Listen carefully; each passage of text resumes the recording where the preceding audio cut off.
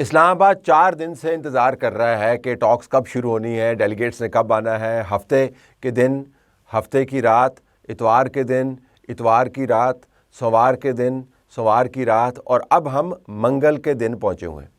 جو خبریں آ رہی ہیں وہ یہ کہ امریکہ میں سے جے ڈی وینس اپنے تمام گروپ کے ساتھ پاکستان کی طرف ٹریول کرنے کے لیے تیار ہے۔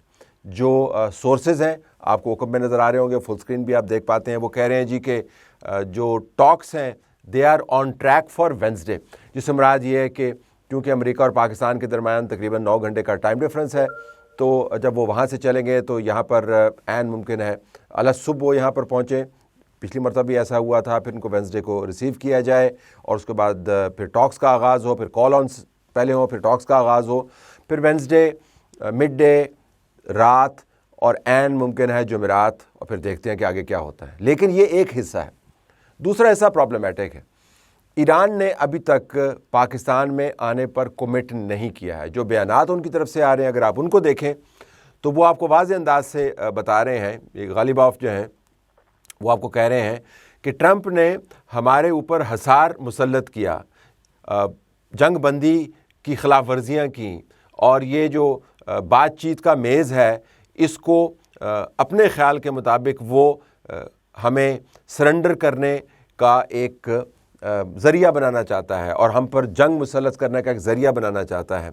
ہم اس قسم کی بات چیت کو جو دھمکیوں کے سائے کے نیچے ہو مکمل طور پر رد کرتے ہیں، اور ہم نے پچھلے 2 ہفتوں میں تیاری ایسی کی ہے کہ ہمارے پاس جنگ کے میدان میں کوئی نئے کارڈز ہوں۔ تو یکدم آپ کو ایران کی طرف سے پہلی مرتبہ فرسٹریشن، اینگر، ریٹیلیشن اور ڈٹرمنیشن کے ساتھ ساتھ بیٹل فیلڈ کا ذکر آپ کو ہوتا ہوا نظر آ رہا ہے۔ اس سے پہلے ایران کی طرف سے اعتراضات آپ کو نظر آتے تھے، امریکہ کے اوپر تنقید نظر آتی تھی، لیکن یہ جو جملہ ہے یہ بہت اہم ہے کہ ہم نے پچھلے 2 ہفتوں میں کچھ ایسی تیاری کی ہے جو ہم جنگی میدان میں جس کا اظہار کریں گے۔ تو یہ ایک کافی ڈسٹربنگ ڈیولپمنٹ ہے، لیکن میں آپ کو بتا سکتا ہوں کہ یہ ڈسٹربنگ ڈیولپمنٹ کے بارے میں جو پاکستان کے اندر خانے والے پالیسی میکرز ہیں وہ اتنے ڈسٹرب نظر نہیں آتے ہیں۔ میں بطور تجزیہ نگار جو باہر سے بیٹھ کے چیزوں کو دیکھتے ہیں، اگرچہ قریب سے بیٹھ کے دیکھتے ہیں اور اندر کی کچھ معلومات رکھتے ہیں، ان کے لیے کافی ڈسٹربنگ ہے، کیونکہ بات چیت کے میز کے اوپر جنگ کی بات پہلے نہیں تھی۔ لیکن ایران یہ جنگ کی بات کیوں کر رہا ہے؟ اس کی وجہ یہ ہے کہ ڈونلڈ ٹرمپ باز نہیں آ رہا کہ وہ ہر دوسرے روز 20 ٹویٹ کر دیتا ہے اور ہر روز 6 8 ٹویٹ کر دیتا ہے، اور ہر ٹویٹ کے اندر سوشل میڈیا پوسٹ جو ہے اس کے اندر وہ کچھ ایسی باتیں لکھ دیتا ہے جس سے دوسری سائیڈ کو پروووکیشن فیل ہوتی ہے۔ دھمکیاں اس کے اندر موجود ہیں۔ ابھی ایک پوسٹ کر دی جس کے اندر کہہ دیا کہ ہم ایران کے ساتھ نیوکلیر ڈیل کے بالکل قریب ہیں، اور ایسی نیوکلیر ڈیل ہوگی جو اس سے پہلے کبھی نہیں ہوئی، جو بیرک حسین اوباما نے کی اور جو سلیپی جو بائیڈن نے کی، اس نے ہمیں بڑا ذلیل کیا۔ ایران کے ساتھ جو ہم ڈیل کریں گے اس سے ساری دنیا کو فخر ہوگا۔ اگرچہ وہ ڈومیسٹکلی اپنے اوپوننٹس کو تنقید کا نشانہ بناتا ہے، لیکن وہ بات ایسے کرتا ہے کہ بالکل ڈیل ہوئی ہوئی ہے۔ جب وہ بات ایسے کرتا ہے کہ ڈیل ہوئی ہے تو ایران کے اندر جو لوگ بیٹھے ہوئے ہیں ان کے لیے بڑا مسئلہ ہو جاتا ہے، ان کو ایکسپلین کرنا پڑتا ہے اپنے لوگوں کو کہ بھائی ڈیل کوئی نہیں ہوئی۔ اچھا، ڈیل نہ ہونے کی جو بات چیت ہے اس کو آپ کیسے کنونسنگ بنائیں گے؟ صرف یہ کہنا تو کافی نہیں ہوگا، تو پھر ان کو اپنی طرف سے جو بیانات ہے اس کے اندر سختی لانی پڑتی ہے۔ پھر وہ یہ بتاتا ہے کہ کس طرح ہم نے ایران کی کتنی پھینٹی لگائی، ایران کی نیوی کو ہم نے تباہ کر دیا، ان کے جہازوں کو ہم نے تباہ کر دیا، اور یہ جو ہمارا مڈ نائٹ ہیمر آپریشن تھا کتنا رورنگ سکسیس تھا۔ بار بار ان چیزوں کی یاد دہانی کرواتا ہے جس کی یاد دہانی کے اوپر ایران کے اندر پروووکیشن ہوتی ہے۔ اور یہ وہی صدر ہے جو آبنائے ہرمز کے اوپر کتنی مرتبہ ایران کو کہہ چکا کہ آپ کا بڑا شکریہ، بڑا زبردست آپ نے کام کیا اور ہم دنیا کو امن کی طرف لے کے جا رہے ہیں۔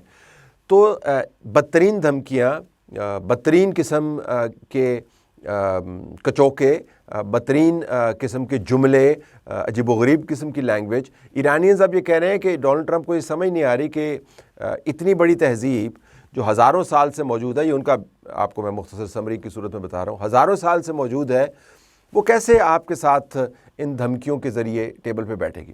اور میں ایک نقطہ اور بھی آپ کے سامنے رکھنا چاہتا ہوں جو عموماً پاکستان کے ٹاک شوز میں، میرے اپنے ٹاک شوز سمیت آپ کو نظر نہیں آئے گا۔ پاکستان کے لیے بڑی آکورڈ سچویشن ہے یہ.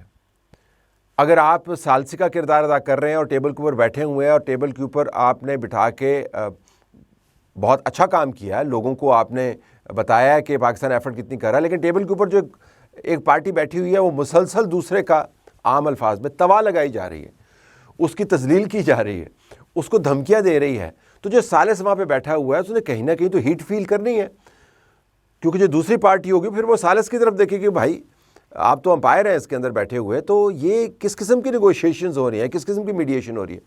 تو امریکہ کی طرف سے جو بیانات آ رہے ہیں وہ پاکستان کے لیے بھی پریشان کن ہے, یہ مانے یا نہ مانے, لیکن ہماری سچویشن جب بھی ٹرمپ منہ کھولتا ہے یا اپنا سوشل پوسٹ کرتا ہے پاکستان کے لیے پریشانی بڑھ جاتی ہے, کیونکہ ثالث کے کردار کے طور پر اگر ہم اصرار کرتے رہیں اور ڈونلڈ ٹرمپ کو چپ نہ کروا پائیں تو ثالثی کے اوپر ایک بہت بڑا شیڈو آ جاتا ہے.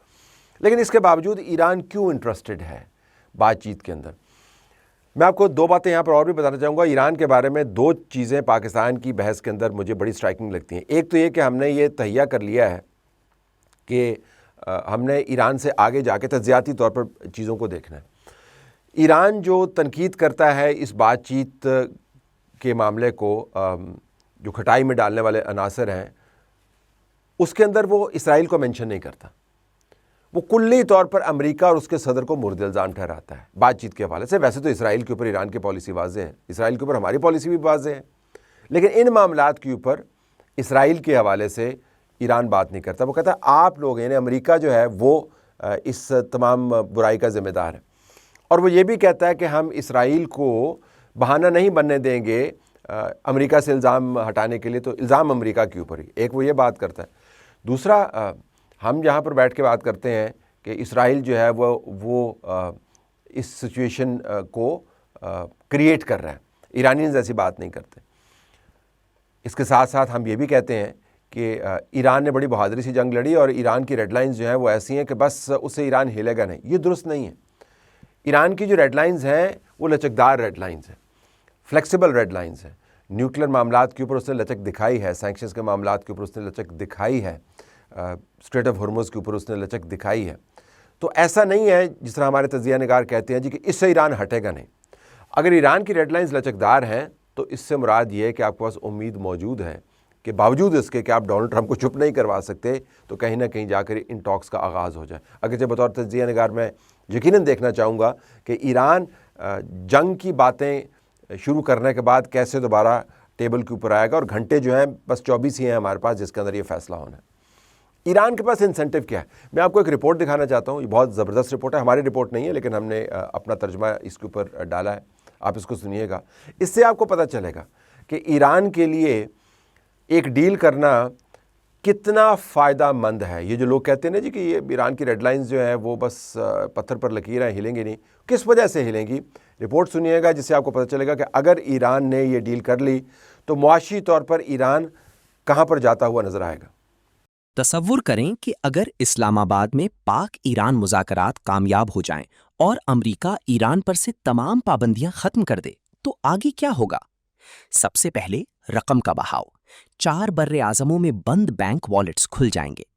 چین منجمد شدہ ایرانی تیل کی آمدنی کے $20 ارب جاری کر دے گا. جنوبی کوریا $7 ارب اور بھارت بھی $7 ارب کے فنڈز کھول دیں گے.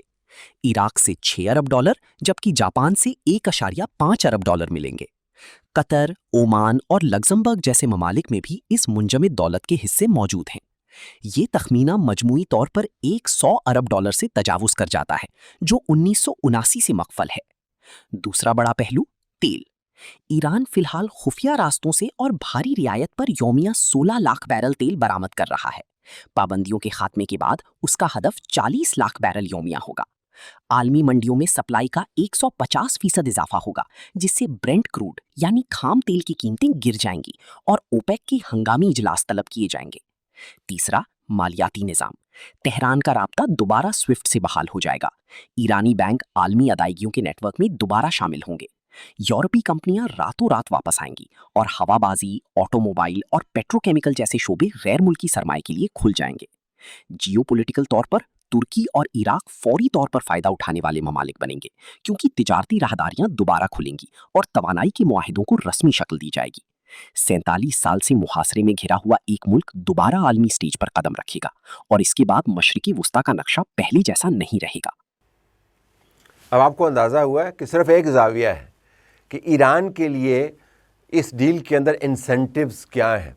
वो मामला जो उन्होंने NPT के ऊपर साइन करके तय कर दिए हैं कि हमने न्यूक्लियर बॉम्ब नहीं बनाना, वो मामला जिसके ऊपर उनके जो मजहबी रहनुमा हैं उनके फतवे मौजूद हैं कि आपने न्यूक्लियर बॉम्ब नहीं बनाना है, वो मामला जो उन्होंने बैरक ओबामा के साथ जो डील की उसके अंदर 2015 की, उसके अंदर तय कर दिए हैं कि हमने अफजूदगी वाले इशू को किस तरीके से टैकल करना है, ये तमाम मामला वो तय कर चुके हैं।